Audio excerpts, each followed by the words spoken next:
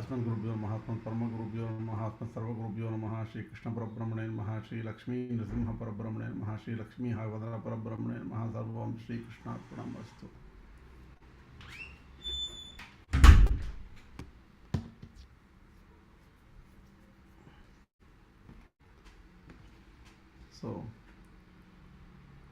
So sorry for the delay.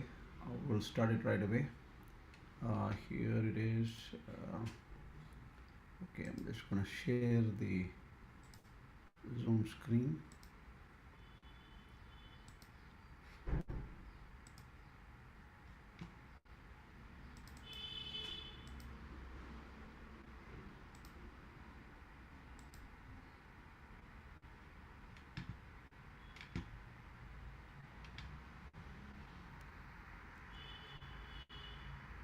Just want to make sure my sound and everything is set up properly. No wonder.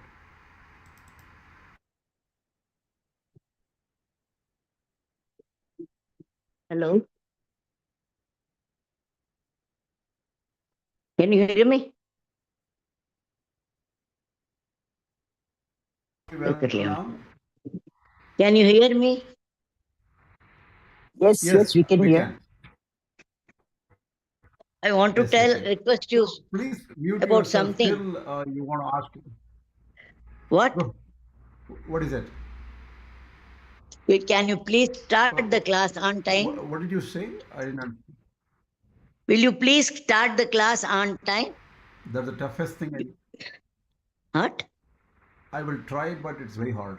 That is why I gave a notice that it's 6:45. I gave a notice at 6:45. Now about like 5, 6 minutes, 7 minutes later, because I have to start some recording and things like that. Oh, so it's not very 6:30. predictable for me. Oh. It is there as 6:30. No. Did you see the telegram message I sent? Oh, See, then I will.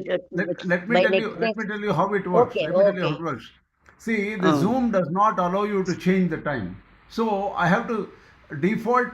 I have to do it at 6:30, means 6:30 or 6:45 or 8, 7 or something like that. It only gives you a particular time. We can set it up, right? But okay, in the that I don't know. next to that, I write a message saying that if I can do it right on time or not, I write it there.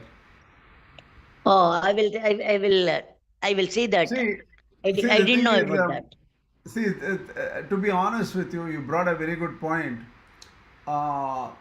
I've been trying to keep time forever, and I'm already like 67 years old and never been able to do that in my life. So it's very tough for me to keep time. I will try to be nice to people, say that I'll give some advance notice that I'll be a little bit late or something like that, but I still, this is my problem. Because we fear that if we come late, we may lose your lecture. That's Don't why worry, we come. don't. Yeah, it is recorded anyway. But thing is, I did. Please see the messages. I'll try to be sincere on the messages. Okay. Thank you. Oh, thank you. It's all right. Okay. So now we'll continue with Shankara Bhashyam. See, the thing is, by the way, what happens is, like any human being, a lot of last minute work will be like Swami, come up. Swami, your voice is breaking up a lot. I don't know if it's on my end. Can somebody else No, confirm? it's for me also. For me also, it's breaking up right through. Let me just check. I'll check my internet settings.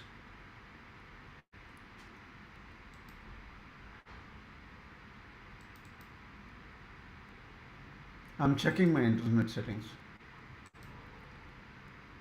It says internet is set up properly. Now it's okay. Now it's okay. I can try to connect to a slightly different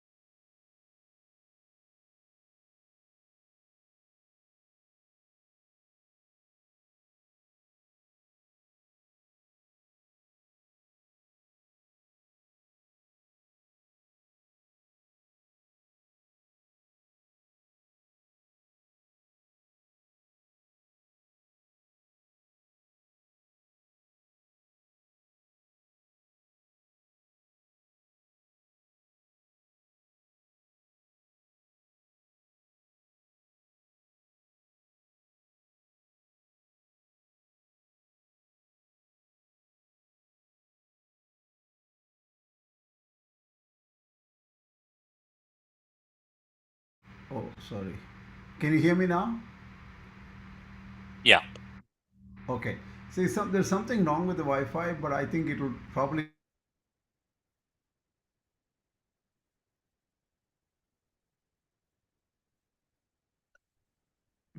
We lost you again. Okay.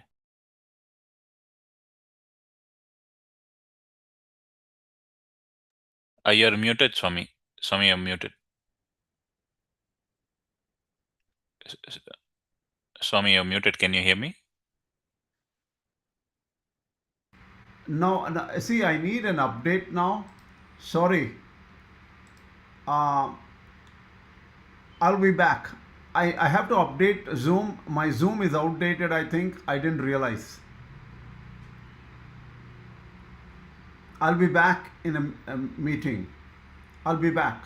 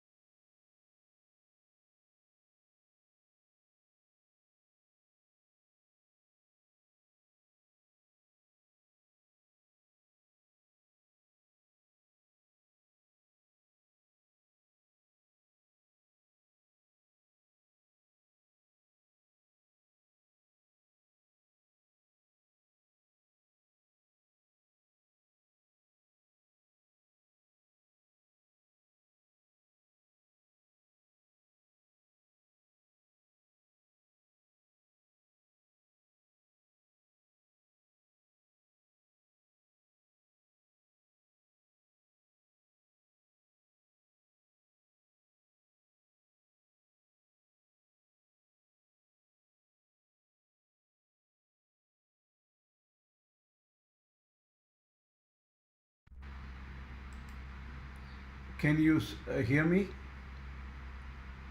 Yes. Okay. Hopefully the recording is still continuing. That's the biggest problem right now. I have to check. Can somebody check the YouTube version of it and see if it's recording? I sent the YouTube link also, I think. Well, did I? Yes, I have sent the YouTube. Okay, let me just check if something is happening I there. just checked. It's still running, Swami. Okay, okay, okay, good. We can go ahead. Extremely sorry, I didn't know that my Zoom was outdated. Okay, now I'm going to share my screen.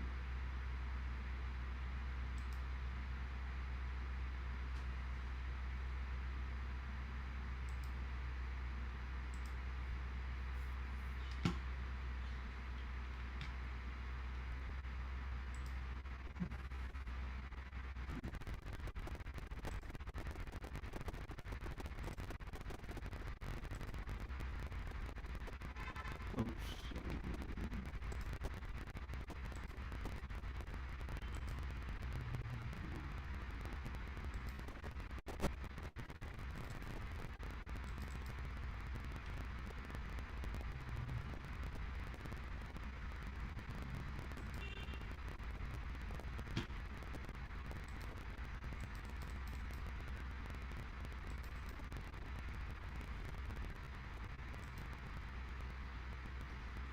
Okay, well, someday.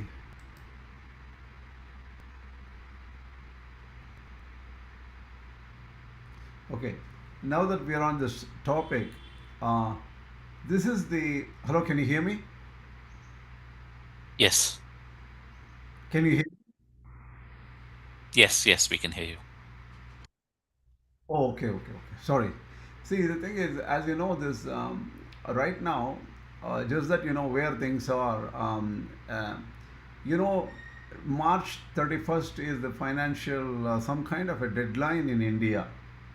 Okay, what we are trying to do is we are setting up gurukulas right now.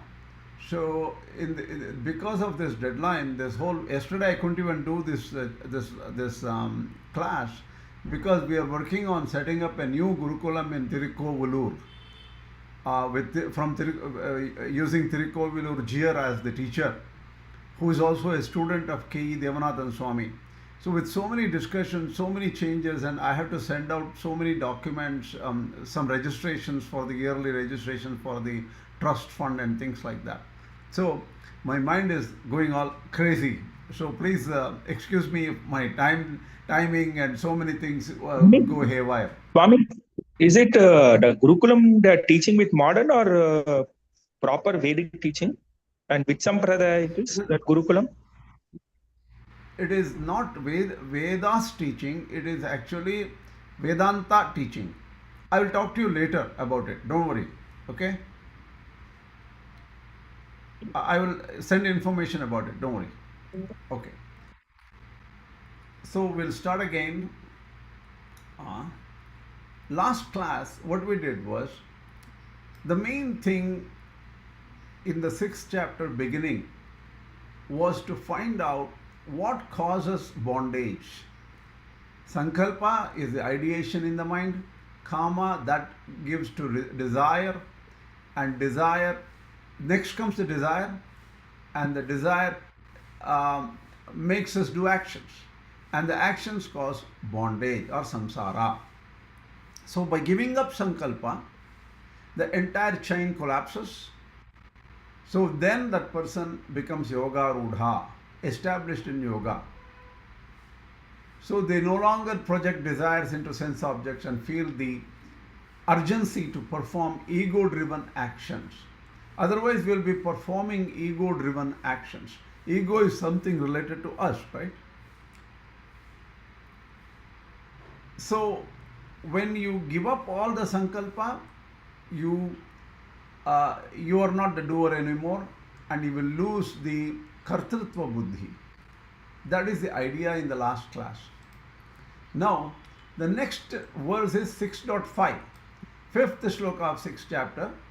Uddharayet atmanatmanam natmanam avasadayet atmaiva hyatmano bandhuratmaiva ripuratmanaha. Uddharayet. We'll go directly to Shankara Bhashya. You know why? This Uddharayet atmana atmanam verse is very famous verse. Even a politician will use this for some particular goal he wants to achieve, he or she, right? Shankara Bhashya says, by the way, you know, if you really read Shankara Bhashya Sanskrit, it is very precise. Please mute your microphone because I am hearing some noises. Please mute. You can unmute when you want to ask question. Uddharet samsara sagare nimagnam atmana atmanam tataha urdhvam haret uddharet yogarudha tam apadayet ityartaha. In fact, you know one thing, if you read Shankara Bhashya alone, your Sanskrit will improve 10 times, particularly the Sanskrit related to philosophical subjects. It will increase 10 times because his usage of Sanskrit is very precise and powerful, and every word he explains in Sanskrit. That's amazing. Uddharet means one should uplift oneself. Samsara sagare nimagnam, the person who is submerged in the ocean of worldly existence. Atmana atmanam, by the self, one should draw upwards. Urdhvam haret iti uddharet. Urdhvam haret means bring it up. Save that person. Yoga rudham, yoga rudatham apadayeti tartaha. One should attain the state of being established in yoga. So you should be firmly established in yoga, protect yourself, lift the person who is already drowning or drowned in this ocean of samsara, which is existence.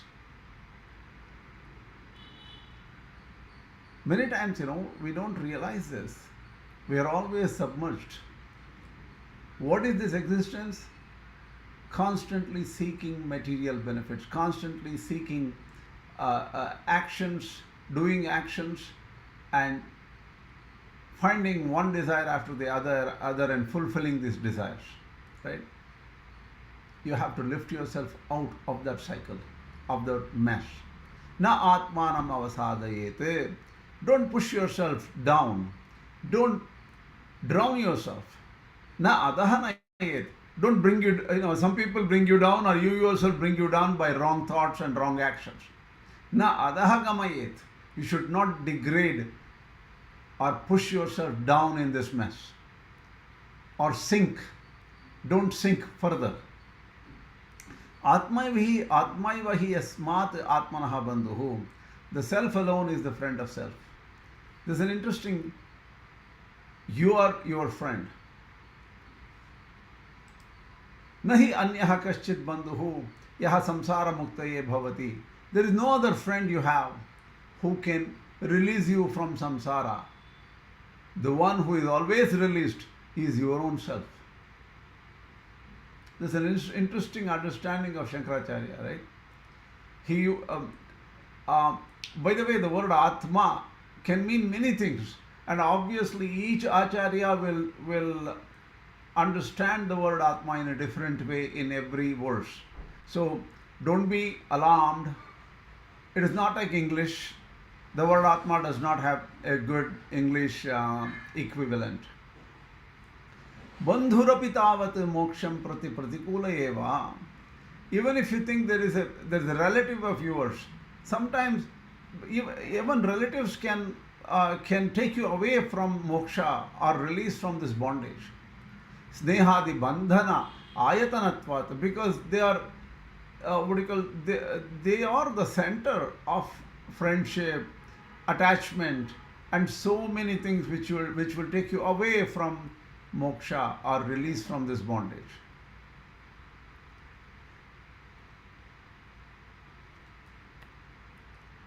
Tasmat yuktam avadharanam atmaiva hyatmano bandhuhu iti. It was well said that Atma is the only friend you have. Self alone is the friend of self. Atmaiva ripuratmanaha, but self is also the enemy of self. How can this be? How can the same Atma be a friend and an enemy? Yaha anyaha apakari bahyaha shatruhu sopi atma prayukta eveti yuktameva avadharanam atmaiva ripuratmanaha iti. Everything in this universe is rooted in Atma. Even an external enemy, the so-called external enemy who causes you harm, is only prompted by Atma within. The one Atma is guiding everybody, controlling everybody, make everybody work. So in that sense, self becomes the enemy of self, of you. Because that same self is energizing and making everybody work, including your own enemies. It's a very interesting thought here. I was thinking a long time back, who is a really bad person on earth? Hitler. Hitler was a horrible person. If you look at it, Hitler is also ensouled by the same Atma. One Atma, we are dealing with only Shankara Bhashya here. One Atma which is making everybody work. Atmaiva bandhuhu, atmaiva ripuhu, atmanaha ityuktam. It has been said the self alone is the friend and self alone is the enemy of the self. Tatra kim lakshanaha atmaha atmanoho bandhuhu, kim lakshanaha va atma atmano ripuhi ityuchyate. What is the nature of Atma that makes it a friend? What is the nature of Atma that makes it an enemy? The next verse starts. Bandhuratma atmanastasya yena atmaivatmana jitaha anatmanastu shatrutve varteta atmaiva shatruvat. Atmaiva bandhuhu, atmaiva ripuhu, Atmanaha ityuktam. It has been said, self alone is the friend, self alone is the enemy of the self. Tatra kim lakshana atma. I think I rewrote this. This is exactly what I was saying earlier. The next verse is Jitatmanaha prashantasya paramatma samahitaha Shita ushna sukadukeshu tatha manapamanayoho. The next verse. Jitatmanaha. We directly go to Shankara Bhashya so that we don't misunderstand the original verse. Jitatmanaha means... Swami, you skipped the bhashya for the previous verse. What is that? Just a second. This is 6, right?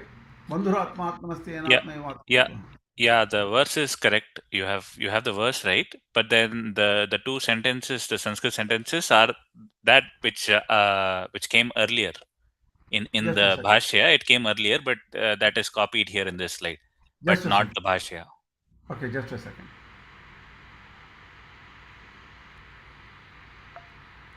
Just a second. Let me check. Bandhuratmatmanastasya enatmaiva atmanajitaha anatmasya chaturtve vartat varteta atmaiva shatruvat. Just a second.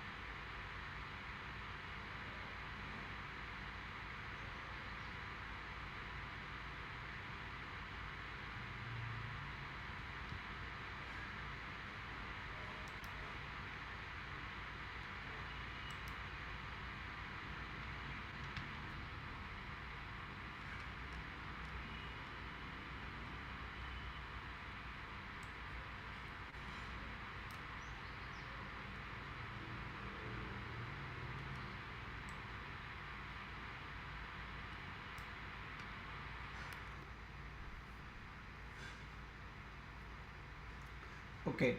Hello, can you hear me? Yes. Okay, why don't I do one thing?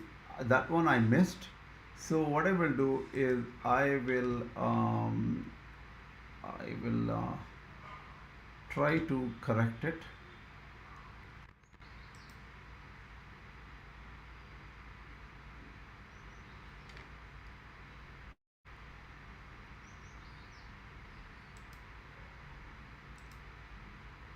I'm sharing a different screen. Can you see this?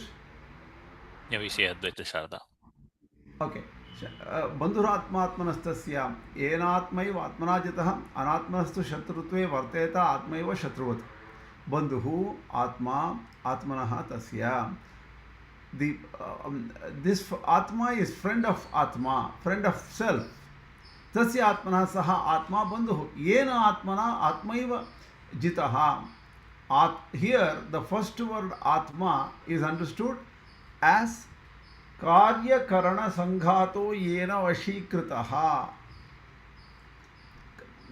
Karya means action, Karana means instruments. So, thing is, this body, mind, intellect is Karya Karana Sanghata, where actions are performed. The instruments of actions are right here in this body. But in this body, if all of them are Vashikritaha, controlled, that means Jita Indriyaha. If the person is Jitendriya, what does Jitendriya means? All the mind and senses are controlled. He is a Jitendriya. If any person has controlled mind and senses, that whole unit, Karya Karana Sanghata, that is body, mind, intellect unit, is controlled. And if that happens, that Atma, here the Atma refers to the body itself, that Atma becomes a friend. Anatmanastu ajitatmanastu shatrutve shatrubhave varteta. In the same body, mind, intellect, if the indriyas or the senses and mind are not controlled, that very same thing will become, that body will become a enemy यथा अनात्मा शत्रुः आत्मनः अपकारी तथा आत्मा आत्मनः अपकारे वर्तेत इत्यर्थः. This a body mind intellect where the senses are not controlled, mind is not controlled, that whole complex becomes an enemy of the self. See here,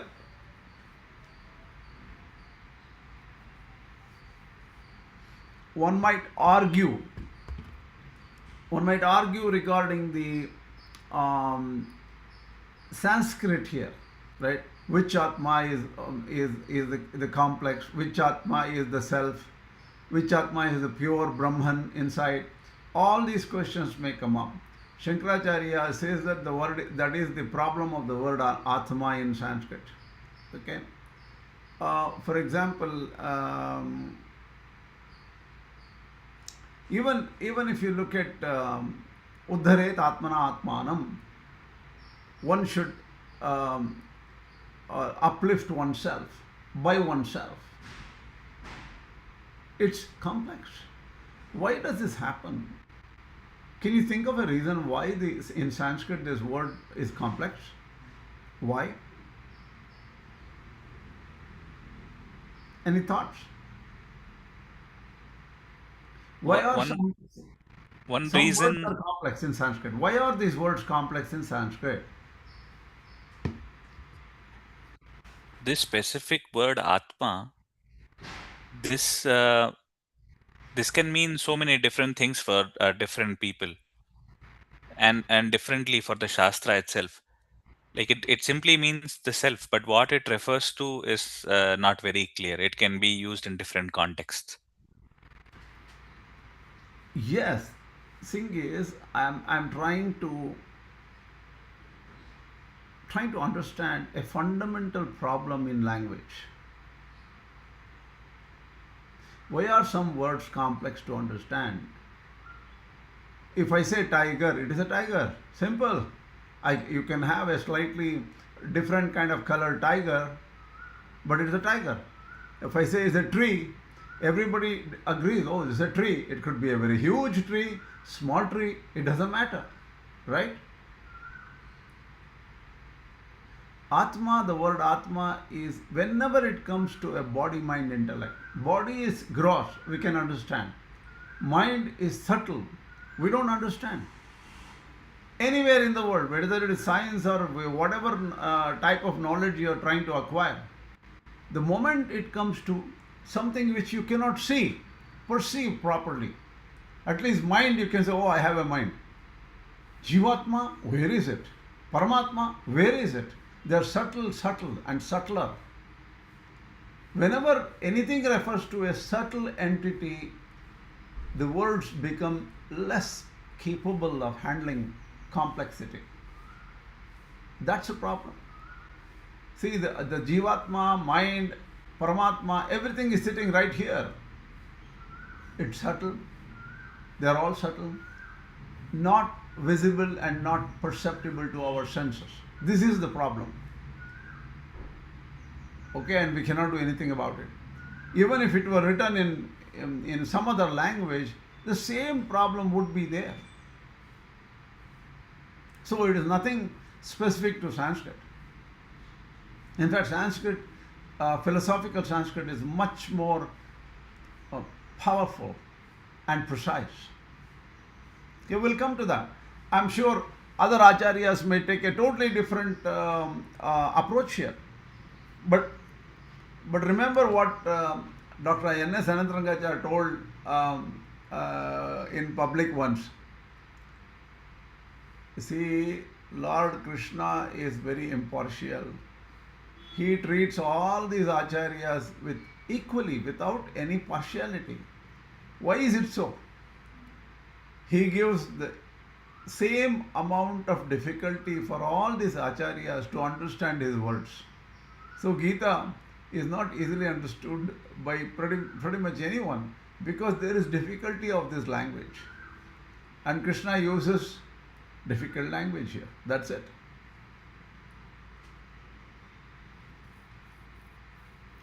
Okay, I want to add something. I have the Shankara Bhashya of Krishna Warrior. So in that, what they have given is based on the context because it is referring to the combination of body and the Indriyas. So they are telling that this particular Atma is referring to the Jiva itself in Shankara Bhashya. Could see Karyakarana Sanghato Yena Vashikritah Jitendriyaha Ityartha. Vashikritah is there, right? The Jivatma is there, who is doing the Vasha, right? Yes. Yeah, It you is can say related. the person, yeah, the person who has not won over the senses, the person who has won over the senses, that person is Jivatma. You can say that. But here, what you can take that as Jivatma. It's fine actually. There is nothing wrong.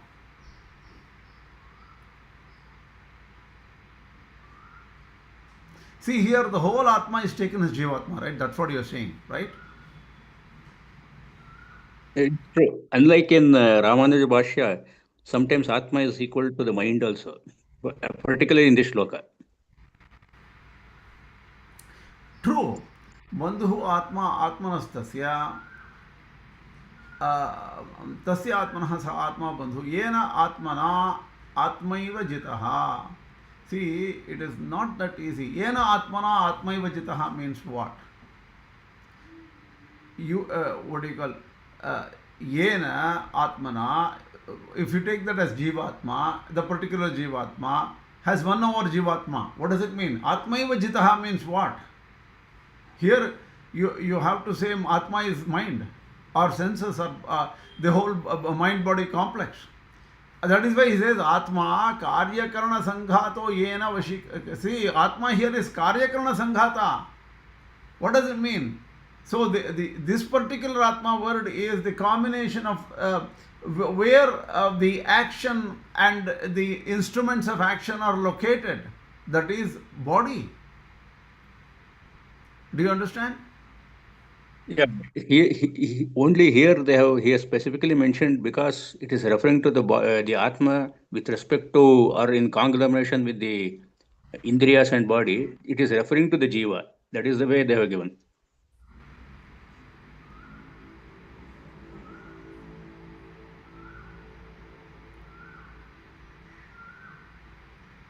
Well, I don't think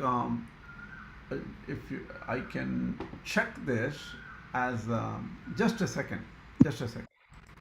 Hold on. Let me check 1 second, okay?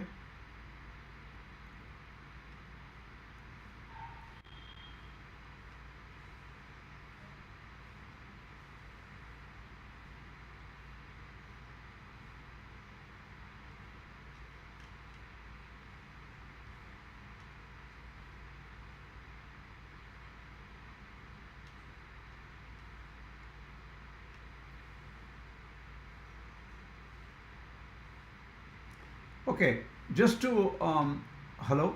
Let me just change something here. Oops, where is that?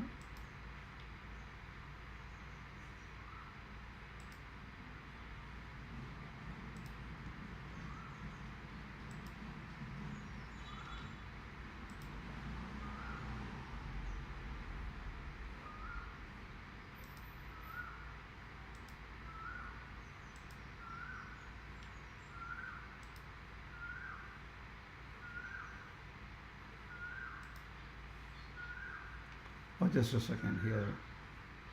I will share a different thing for you. See, generally in Kannada, not many people know Kannada here. Here, say, ಬಂಧುರ ಆತ್ಮಾತ್ಮನಸ್ತಸ್ಯ ಎಂಬಲ್ಲಿ ಅನ್ವಯವು ಹೇಗೆಂದರೆ ಯಾವ ಆತ್ಮನಿಂದ ಆತ್ಮವೇ ಜಿತವಾಗಿರುವುದು. ಆತ್ಮವೆಂದರೆ ಕಾರ್ಯಕರಣಗಳ ಗುಂಪು. ಅದು ಯಾವನಿಂದ ವಶಕ್ಕೆ ತರಲ್ಪಟ್ಟಿರುವುದೋ ಎಂದರೆ ಯಾವನು ಜಿತೇಂದ್ರಿಯನಾಗಿರುವನೋ ಎಂದರ್ಥ. The thing is here the combination of the karya karana, it is actually the body mind intellect, and who has controlled, that is the jivatma. Let us say that is the jivatma who has controlled the body mind intellect. So the second atma there refers to body mind intellect. Atmaiva jitaha, right? Antha atmanike atmano bandhu. Here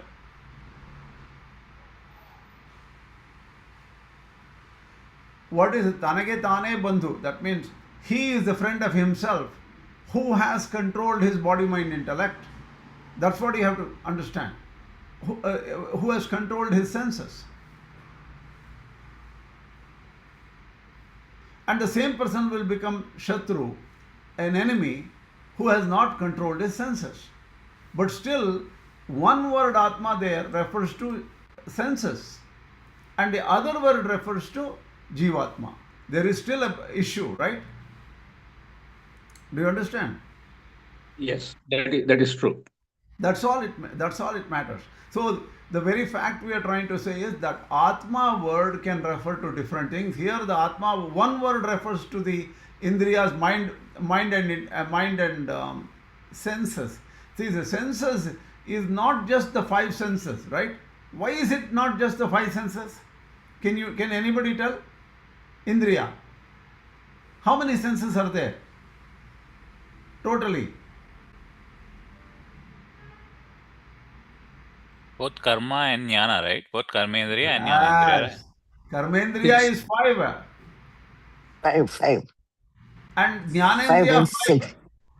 And Manas is the 24. 6th one. So 24. what? No, I thought it was 24 all put together.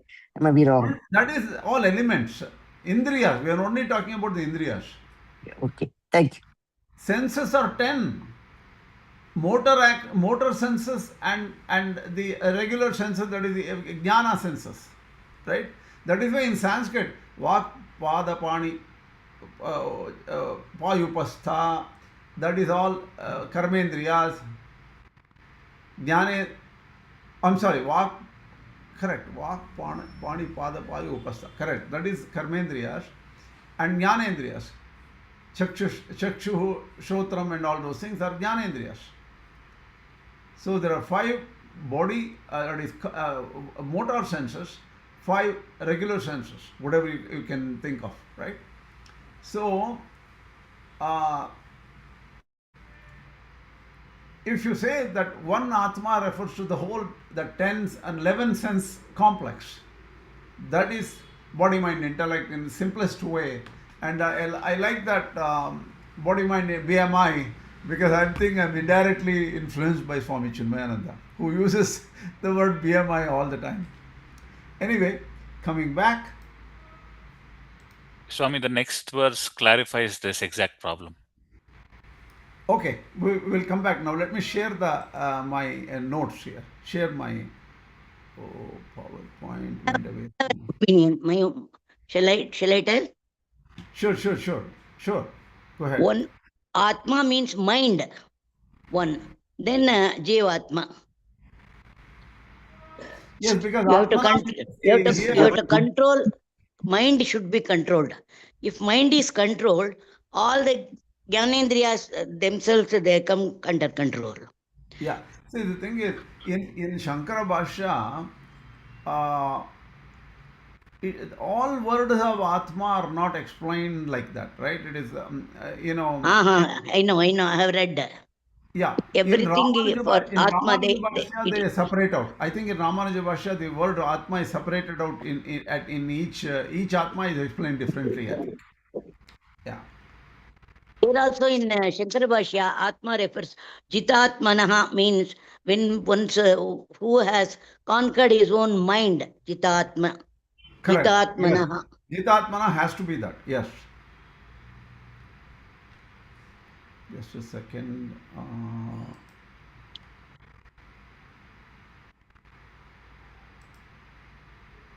And it should be also Prashanta. When the mind controls all the senses, then it becomes Shanta. Correct. True. And Here, buddhi refers to intellect, no? see that buddhi becomes combined here. See the Jivatma here is Buddhiman. That means who has the right buddhi, right? So buddhi is also included. It's like it's all combined. That's why it's not separated out.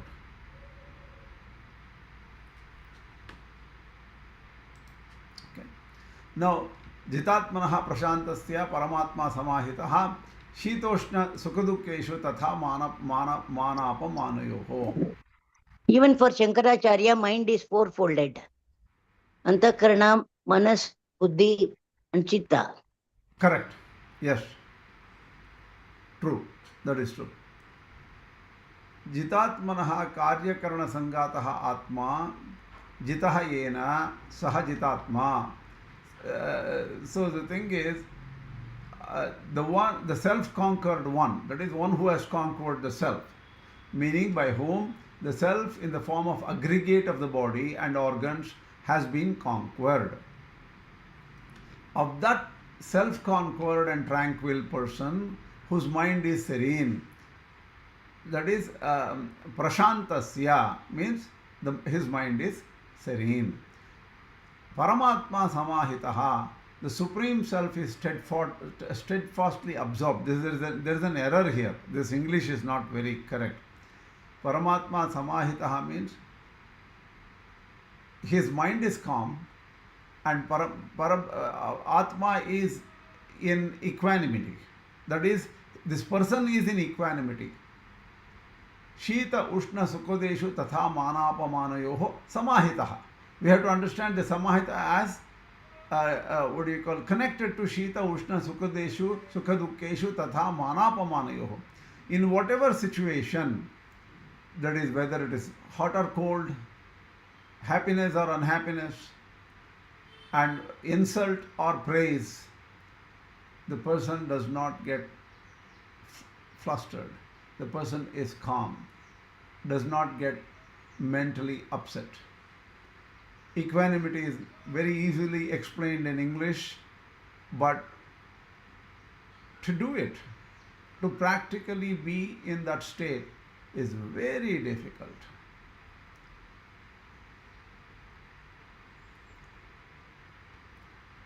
That is, the Supreme Self exists directly as his own very own self. That means he is closer to the Supreme Self. That's what it means, yes. Kincha Shita Ushna Sukha Dukkeshu Tatha Mane Apamane Cha Manapamanayoho Puja Paribhavayoho Samaha Syat. One should remain same, equanimous, whether somebody praises or insults, honors, dishonors, pleasure or pain, cold or heat. Jnana Vijnana Triptatma Kutasthaha Vijitendriyaha Yukta Ityuchyate Yogi Samaloshta Ashmakanchanaha. We'll take up Shankara Bhashya directly, easier to do that. Jnana Vijnana Triptatma. So now there is a need for explaining what is Jnana, what is Vijnana, right? One who is established, one whose self is established by Jnana and Vijnana. That is Jnana, Vijnana, Triptatma. Triptatma, he is satisfied with Jnana and Vijnana. What is Jnana? Jnanam Shastrokta Padarthanam Parijnanam. Whatever the Shastras say, understanding the nature of the scriptures and the meaning of the scriptures, that is theoretical knowledge, that is Jnana. Vijnanam to Shastrataha Jnatanam Tathaiva Swanubhavakaranam. That is, whatever is known through Shastras, one has to bring it in their own experience, right? Experiential, direct experiential knowledge as explained in the Shastras, not against the Shastras, but as understood and explained in the Shastras. So the true Jnana, Vijnana is that. Tabhyam Jnana Vijnanabhyam Triptaha. Having both, if a person is satisfied and calm with both these, equipped with both Jnana and Vijnana, Sanjata Alam Pratyayaha, that person has attained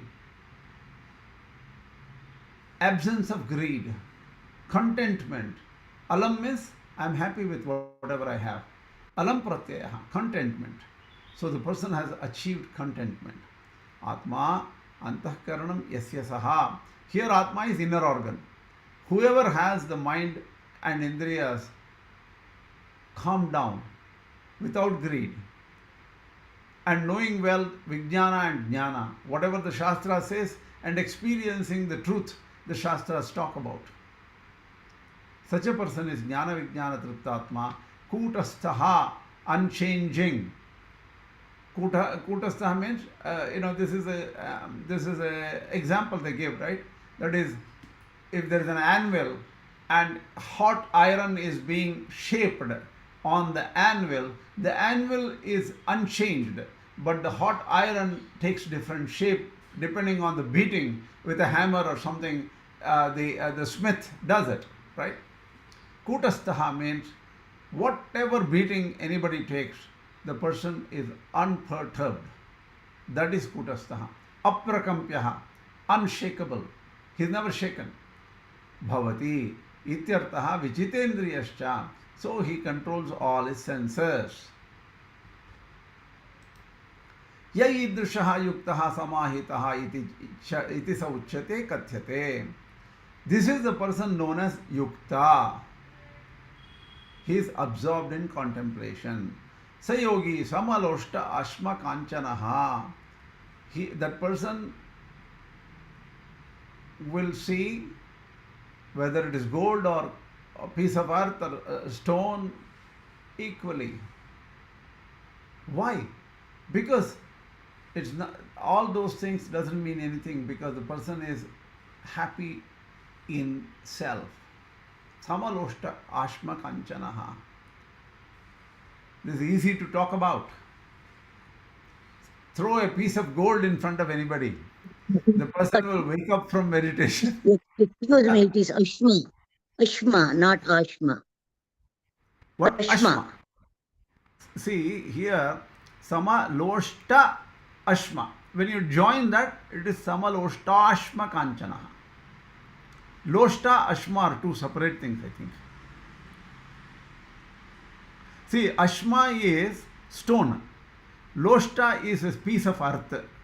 So, a piece of earth, Ashma is stone, and Kanchana is gold. They are all equal for this person. The next verse is Suhran mitrar yudasina madhyastha dveshya bandhushu sadhushvapi chapapeshu samabuddhi vishishyate. Let's go into Shankara Bhashya directly. Suhrit ityadi shlokardham ekapadam. So here Shankaracharya says the first line here is only one word because it is a samasa, complex word. Suhrit, mitra, ari, udasina, madhyastha, dveshya, bandhushu. All are one word in Sanskrit. So, suhrit iti pratyupakaram anapeksha upakarta. We'll just say, oh, he's my friend, he's my friend. When do you know that person is really a friend? When you are in trouble, if that person does not help you, that person is not a friend. So, without expectation, if somebody helps you, that person is a friend. Mitram snehavan. Mitram is only friendship. So, in Sanskrit, mitra and suhrit, you can just say both are friends, but it is not true. In English, I don't know, the difference between how to say exactly mitra, right? Mitra is just an affectionate person, and suhrit is one who does good turn. I don't know. Good. Well-wisher. Well-wisher. Well-wisher. Well, well-wisher is not exactly suhrit. Suhrit means who does something good for you even without expecting anything. So I don't know exactly the term. Companion. I can't hear you. Companion is Mitra. What? Companion. Yeah. Is Mitra. See, Maitri means also affection, right? Maitri. So, affectionate person is also reasonably good translation. Arihi is Shatru. So, Udasinaha means na kasyachit paksham bhajate. He does not take any support, does not support any position. That is a udasina. Madhyastha means yo viruddhayoho ubayoho hitaishi. That is, he is a well-wisher of both opposing parties. That is madhyastha. Right? So, dveshya Dvesha is the next this one. Dvesha is someone disliked by somebody. That means Dvesha means is not a good person. He has to be disliked, right? And Bandhu is a relative. Towards all these people as well as towards sadhus. That means there are people who are very nice people, saints. So towards all these, the sadhus are the people who follow the scriptures. And even the papas or the sinners who perform forbidden acts. One has a samabuddhi. Towards all these, a person has equal mindedness. Equal mindedness means the person is not preoccupied judging somebody that, oh, who is this person? What is his conduct? No judgment. Whatever that person is, that's what it is. I'm not talking to somebody, I met somebody, doesn't matter. Don't judge anybody. This person does not judge anybody. Such a person, vishishyate, vimuchyate, iti va patantaram. So some people say vishishyate, some people say vimuchyate in the very original Sanskrit sentence, shloka itself. So he excels. So if you have equanimity and if you can treat everybody without judgment, that person is a better person, liberated. That means he is the right person. Yoga rudhanam sarvesham ayam uttamaha ityartaha. Even among those who have attained steady yoga, this person who has equanimity is better, is the best. Yogi yunjita satatamatmanam rahasi stitah ekaki yatachittatma nirashihi aparigraha.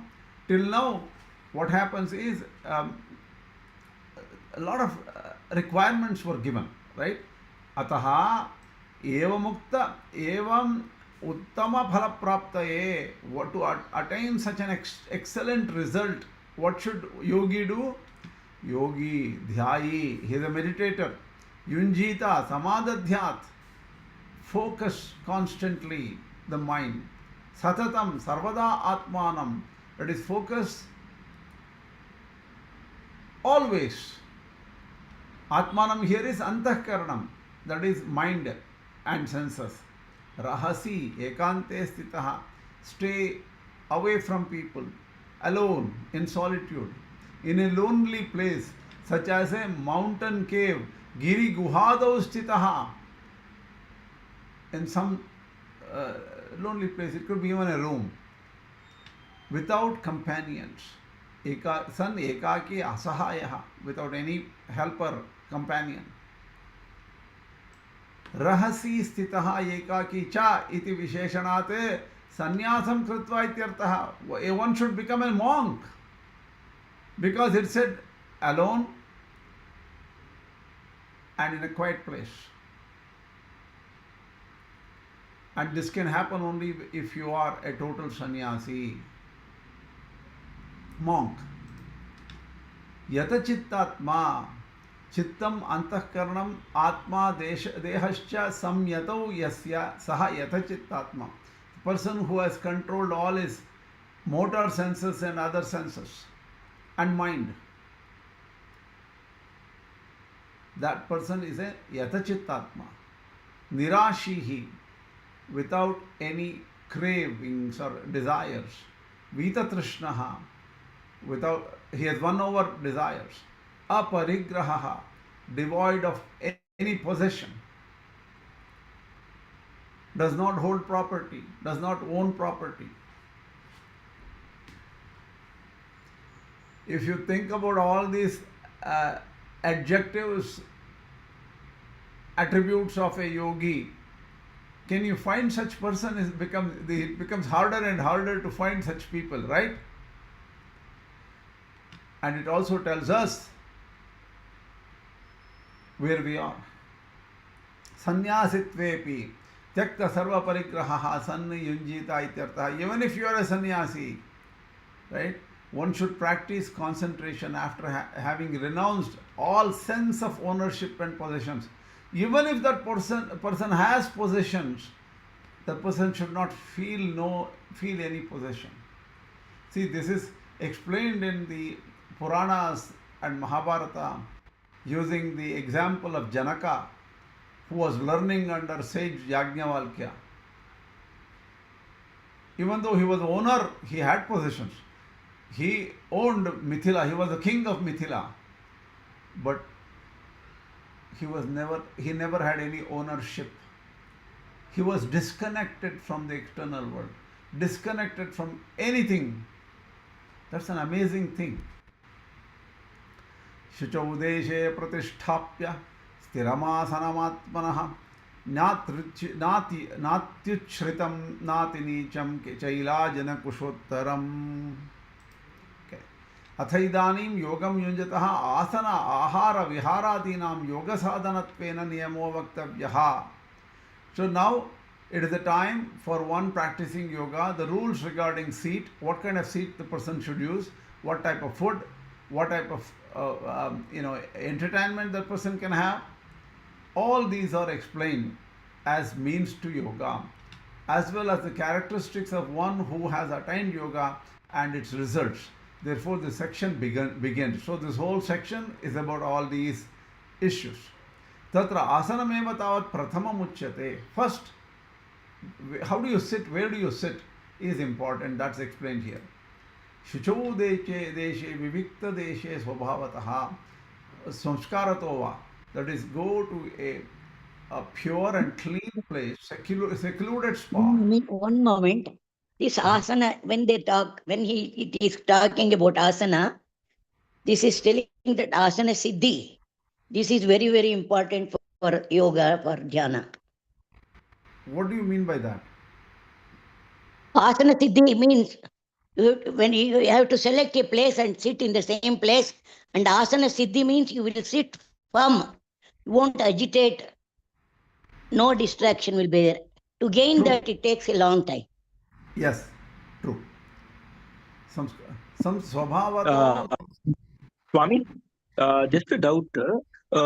From here and as per Madhavacharya and Ramanujacharya, they are going in the same parallels. I mean, are the three views going similar? Most of this is common for all acharyas. For all the three. Yeah. Because yoga is same. Yoga Correct. is same. Yeah. Jnana marga is same.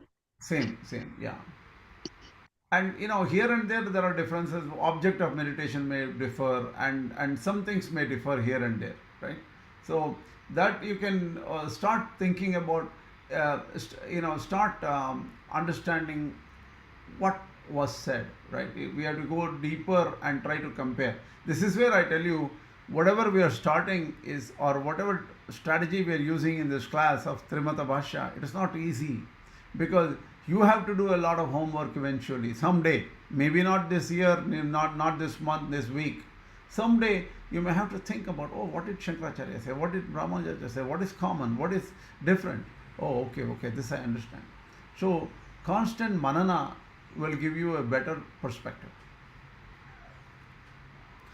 Okay. Samskaratova means you can clean up the place. If it is not clean, you better clean it up, right? Whether you clean it up or it was naturally clean even before you started meditation. Deshe sthane pratishtapya sthiram achalam. That means sitting and having a firm, steady seat. That means you cannot shake, you cannot bend, things like that. It is be calm, and the seat should allow you to be calm and in the right position. Achalam atmanaha asanam na trichitam nativa nicham uchritam napi api na api ati nicham. It should not be very low, it should not be very high, medium, somewhere, right? Tacha chailajana kushottaram. The thing is, here it is given as chaila means cloth, ajina means skin of a deer or antelope, and kusha is the grass. It is given in this order. Shankaracharya says it should be reverse. It should be first kusha, that is, put some kusha below, and then on top of it you put the deer skin or antelope skin, the same thing there, and on top of it you put a cloth on top of it. So the cloth, it makes it cushiony and the right hardness for you to sit on. But question. Definitely, they enrich your meditation. They help you in meditation. True. So the thing is, see this, one may say, okay, why Krishna is mentioning something like antelope skin, why they are killing the deer to make skin out of it and then sit on top of skin. All these things come up. One thing, let us, it's, well, one could argue somebody, so many deer were there at the time and many old dead deers were there, and then they could take the skin out of the dead deers. We don't want to get into this big arguments, pro and cons about injury or injury to animals and things like that, right? Killing of animals and all those things. Let's forget that for now. Think about it that maybe Krishna mentioned deer skin there because that might give you some higher level of, because of temperature control or something like that, it can give you a higher level of concentration, maybe, because otherwise this combination might not have been told, right? Maybe the older rishis had experimented these materials and figured out that this sitting on this kind of material will change their, or will be suitable for their focus. We need to understand in They that. are all experimented only. They are all experimented only. You can also experiment it over them. Correct. And if you use the wrong materials, you will know that it will not work for you to meditate. Patakramad viparitaha atrakramah chailadinam. It's because of Patakramad, the reverse like in hierarchy is given here. That's all. तत्र एकाग्रं मनः कृत्वा यतचित् इन्द्रियक्रियः उपविश्य आसने युञ्ज्यात् योगमात्मविशुद्धये प्रतिष्ठाप्य किं तत्र तस्मिन् आसने उपविश्य योगं युञ्ज्यात्. That means sitting there you should start practice of yoga. कथं सर्वविषयेभ्यः उपसंहृत्य. Take your mind away from every object. मनः कृत्वा, that is कृत्वा यतचित्तेन्द्रियक्रियः. Control your mind, senses and actions. Chittam cha, mind also. Indriyani cha, all the senses. And chittendriyani tesham kriyaha, whatever actions these senses and mind have, all these things should be controlled. Samyata yasya saha yata chittendriya kriyaha. Such person is a yata chitta indriya kriyaha. He has controlled everything. Sakimartham yogam yunjat ityaha. Why should that person do the meditation? Atma vishuddhaye antahkaranasya vishuddhyartham ityetat. Here Atma means mind and senses and inner organs. So that inner organs need to be cleaned, purified. So here Atma does not mean self or the ever pure self, but it is mind. Vishuddhyartham ityetat. Okay. समं काय शिरोग्रीवं धारयन् अचलं स्थिरः संप्रेक्ष्य नासिकाग्रं स्वं दिशश्चान् अवलोकयन्. समं काय शिरोग्रीवं बाह्यमासनमुक्तम् अधुना शरीरधारणं कथमिच्छते. It was initially the external things were said, that is, where should I sit, what kind of seat, and they are all external. Adhuna shariradaranam, how do you keep your body? That is what is said to make it ready for dhyana. Samam kaya shirogrivam, straight up, don't bend, right? The body, head, neck, everything should be, the torso, neck and body should be straight. Samam dharin, achalam, do not shake, do not bend or don't have any movements. Shalam sambhavati, ataha vishinashti achalamiti. Sometimes movement is possible even if you hold them straight, right? Try not to move. Stiraha, stiro bhutva ityartaha. Stira means become steady. Swam nasikagram samprekshya samyak prekshanam darshanam kritva iva iti. Iva lo shabdo lupta iti drashtavyaha. Shankaracharya says, look at your, tip of your nose. That is not the idea there. Why? Iva is mentioned by Shankaracharya. He says, look, what do you call, the focus is not really looking at your tip of your nose. That means you are not looking hither, thither, elsewhere. You are focusing. So this idea of darshana or looking at is only like just to focus. Don't say, okay, I'm going to look at my nose, oh, this tip is here, tip here. Not like that. It is just to focus, that's all.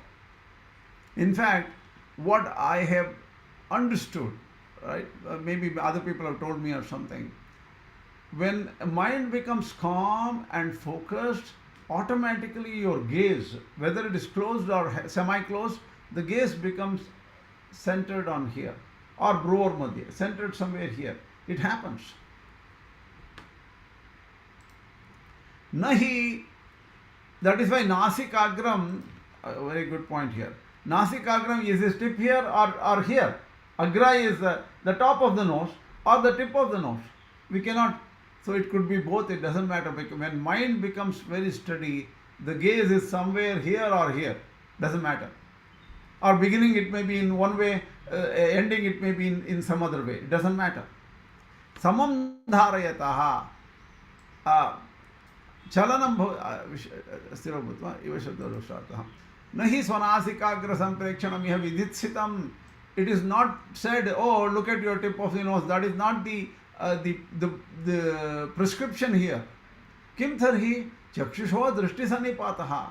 That means it's focusing the gaze of the eyes. Don't look hither thither. Sacha antahkarana samadhana apeksho vyakshitah. Here the idea is to still your mind and senses. That's the idea here.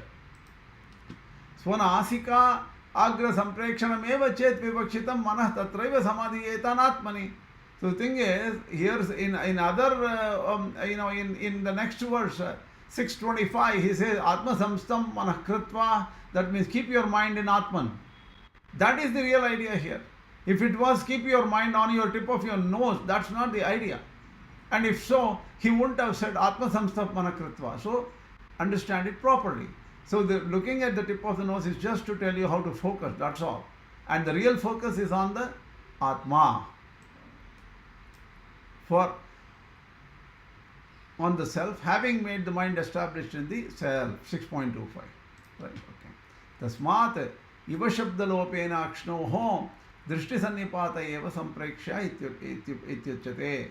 Therefore, by assuming the elision of the word iva, that is the absence of the word iva, the word sampreksha, looking, refers simply to the focusing of the gaze of the eyes, that's all. Dishascha anavalokayan dishancha avalokanam antara kurvan ityet. Don't look this way, that way, in different directions. That's what the idea is here. Prashantatma vigatabhihi brahmachari vrate stitaha manas samyamyamachittaha yukta asita matparaha. So, kincha, moreover, prashantatma, prakarshena shantaha atma. With tranquil self is prashantatma. So the inner mind is thoroughly calmed. This is a very powerful word, prakarshena shantaha. It's just not shanta. The prakarshena shanta could also mean the person is drawn inwards. That means the person is not sensing anything outside. It has gone inside. Atma antahkaranam yasya. Such a mind, whoever has it, he becomes prashantatma. Vigatabihi does not have any fear. Vigatabayaha brahmachari vrate stitaha, with a firm vow of celibacy. Brahmacharyam. What is the celibacy here? He says that includes service to the teacher, guru shushra, shushusha, bihi, bhikshanna, eating food only available by begging, not eating in all sorts of anywhere and things like that, paying lots of money and things like that. Whatever you get by begging. Bhuktyadi, and so on. And there are a lot of other rules and regulations for brahmacharya, and all these should be taken into account. Tasmin sthitaha tadanusthata bhavetyartha. You should follow, or one should follow those principles. What is your question, Ramanathanji? For a state of meditation for a person who has to do karma yoga and dhyana yoga simultaneously, that's what Shankara is saying. No. You cannot No, do dhyana dhyana yoga. and See, a person, that is the whole idea. You need to focus on the whole chapter. Even earlier, Shankaracharya clearly said, Karma Yoga is the beginning. Once you are established in Karma Yoga, you can do Dhyana. This is the Dhyana. Dhyana Yoga is the name of the chapter of the 6th chapter. So, after becoming ready, having purified your mind through Karma Yoga, one can get focus in Dhyana Yoga.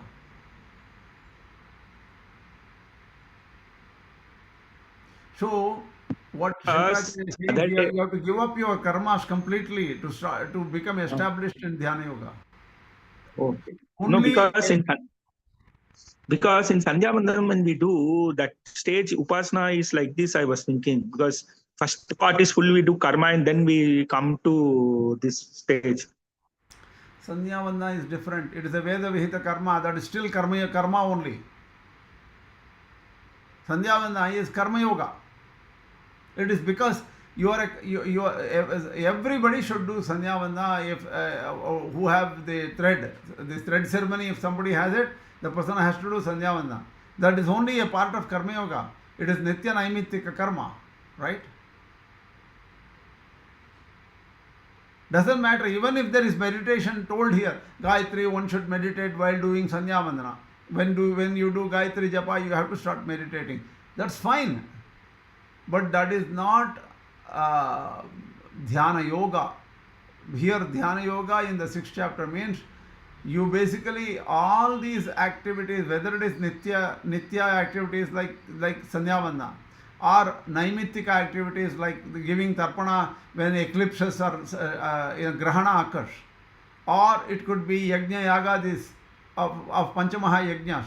All these things are given up by a yogi when that person perfects the yoga. But if that person is a samsari grihastha, he gives up the fruits of actions, but he still does actions. He does actions, he does Agni Karya, he does Sandhya Vandana, but he gives up all the fruits of action. He does not expect anything from those actions. Do you understand?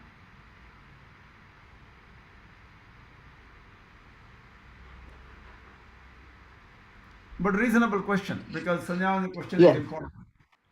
No, you see, you cannot expect any fruits, but the fruits may automatically come to you. It doesn't matter. You're not expecting. That's okay. Okay. That is where I explained earlier. Janaka is a king who owns so much. He is definitely the ruler, king of Mithila. But he does not have any attachment to anything.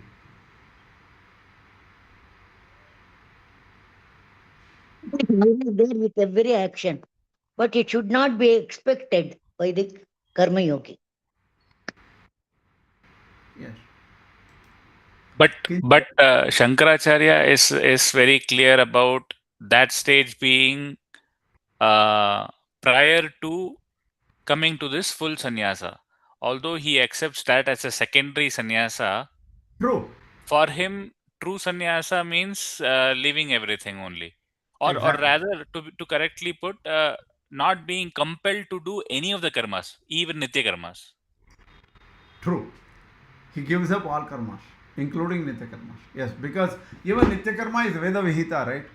It is said in the Vedas. That's Swami, why. he clarifies that he doesn't give up. It just means that he is not compelled to do any of the karmas as if he is he uses a word for that. I don't remember exactly what is that. Yeah. He is not Vigata karma. compelled to do. Yeah. He see, the thing is that becomes in maturity, right? Because that is where the in see, that is Shankara Bhashya there, in particularly there, I know, remember Vigata karma, the karmas have left him. right? But that The occurs meaning, only yes. to, that occurs Karma only itself leave. disowns him. Exactly. See, that happens only to some people. So that is where in the norm in the like the practice of tradition, uh, what do you call Vidvat sannyasa and Vividisha sannyasa, the different types of sannyasa are taken. A person who wants to focus on Shastras can take Vividisha sannyasa. He has not become a Vidwan yet. Vidvat sannyasa is completely, the person is realized and then he takes up sannyasa. So there are both forms. What this Shankaracharya is only saying that the true sannyasa is absolute lack of any desire in the mind. Everything go away and all, because nitya naimittika karmas, he doesn't expect anything from it. He is not motivated to do anything. Follow the natural way. It's not a must and should be done for a person. Automatically, when you get advanced one by one, it happens on the way. Definitely. That means. Definitely. Yes. Yes.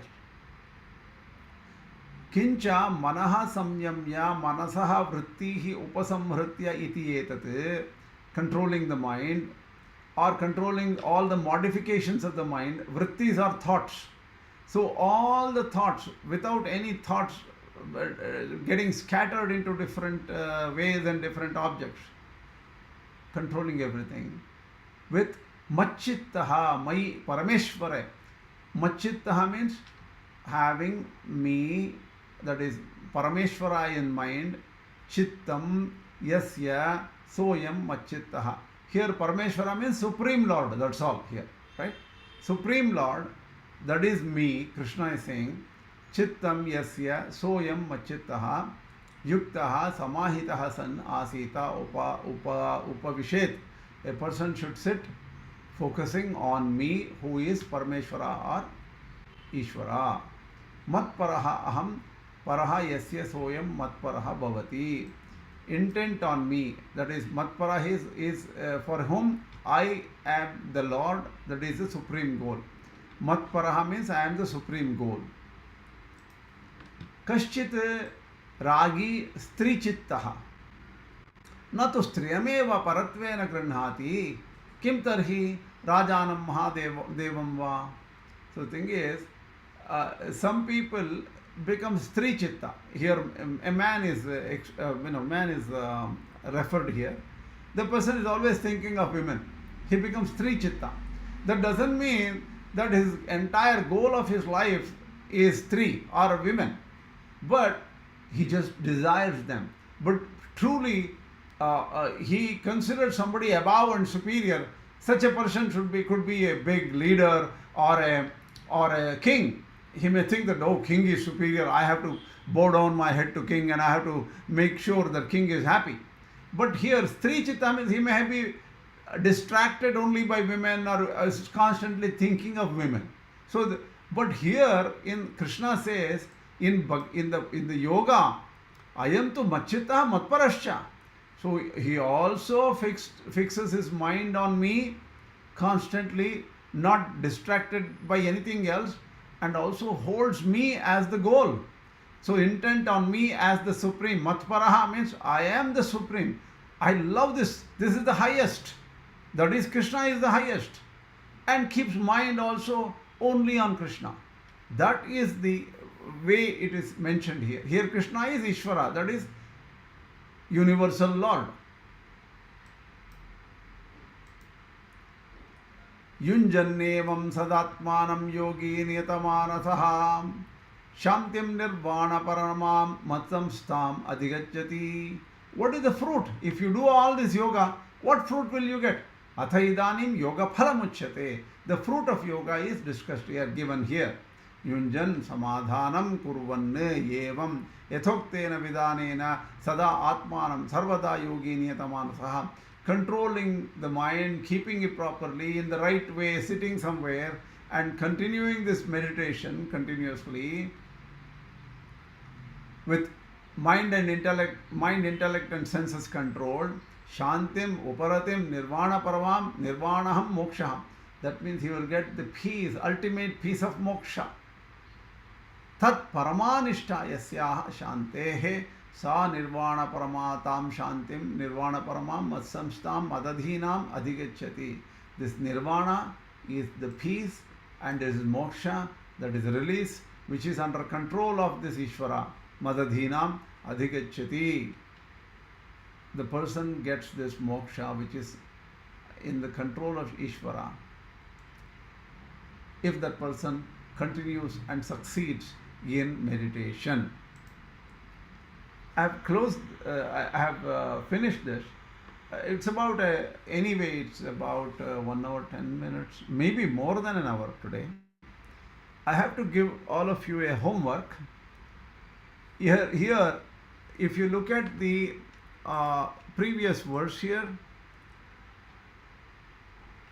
yukta matparaha is right, yukta asita matparaha. Do you remember this verse, this word, these three words, yukta asita matparaha, comes earlier in Gita? Where does it come? Second chapter. Second chapter. Second chapter, Sita Prajna, you Correct. get. Correct.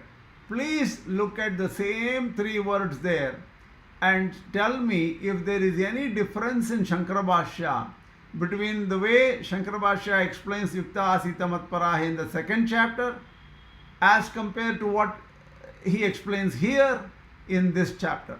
That is the homework for next week. Think carefully, it is not easy to understand. Go deeply and understand what is Matparaha, Yukta Asita Matparaha in the second chapter. What is Yukta Asita Matparaha here? What changed? And if there is no change, let me know. So, this is the homework. Any other questions for today? Second chapter, Matparaha means residing in Krishna. No, don't worry. Read it properly. It is much, much deeper than that. Read it properly. You will know. You will know. Okay. There, you have to go depth. I cannot cover it now. It's already 8:15 now, right? It's more, almost a lot of people. Some people were waiting for a longer time because I came late. So let's stop here and see if you have any quick questions here, we can finish it. Maximum 2-3 minutes. Yeah, so here Dhyana Yoga state, in this, taking this chapter into consideration, it is clear that in the Dhyana Yoga state, the yogi will be focusing on Ishvara himself, and it is because of Ishvara Anugraha he gets the next state. True. And that Anugraha is not mentioned yet, so don't assume. It is definitely there. Of course, see, it is very clear, Ishvara Anugraha Deva Pumsam Advaita Bhavana. So that is all there, right? Ishvara Anugraha is very important and Shankaracharya mentions in different places. But here we have to take step by step. The Anugraha stuff hasn't come here yet, right? Yes, I have a small doubt. At this stage, he will be focusing on that 4 Mahavakyas, that I and Ishvara are one and the same. See, the Mahavakya is not mentioned here, right? Is it mentioned? We can take it as an indirect meaning in the meditation process. See, here, that is where I want you to think about the second chapter. Why don't you do one thing? I think it's a good question, but the thing is, look at second chapter and see the Shankara Bhashya, and maybe if you can see Anandagiri Bhashya on it, and see Shankara Bhashya here, and I have not even explained you the Anandagiri Bhashya here. If you see both, in fact, it is a very good question, and in fact, I'm jumping the gun because we are only still on the 14th verse here, right? That is 14th verse. How many verses are there in 6? There are 47 verses in 6th chapter. We are still in 14, right?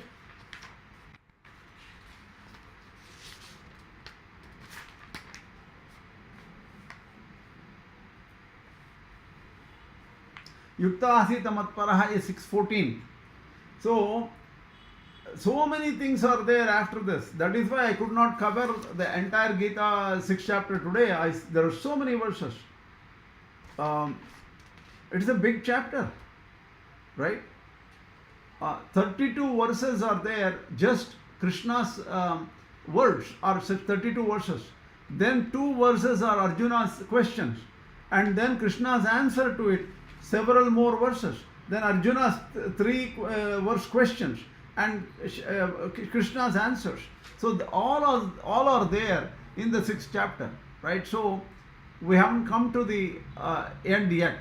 So all these things, the grace, the question of, is there grace or not, don't bring it right now. Don't worry about it. Go in the Bhagavad-Gita, you have to go step by step. What did Krishna say here? What did Arjuna ask? What did Krishna? Focus only on that. Understand Shankara Bhashya clearly. In fact, you should focus on what is the difference between Matpara here and Matpara said earlier. What is Machittaha? Who is mom here? Matparaha means here Ishvara, he says. Does it say Ishvara in the 2nd chapter? You have to think. I am giving you all this. Swami, That is why this is not a one-side story. I tell something. I am just 1 micron in front of you. I am doing some earlier work every other weekend. I sit down and work on it 2 days, 1.5 days or something. You should do your own work. Thinking, research. That's why I'm saying this is not like any other upanyasa or somebody says something and everybody listen and don't complete anything, go next to the... it doesn't work this way. You have to do some homework. That's all. Okay, then we'll stop here because there is no major question here. Swami, one more comment, Swami. Uh-huh. Swami, in 13th verse, where Shankaracharya says that this setting the gaze on the tip of the nose, when he says that it is not literal and that it is only to allow you to concentrate on the self. True.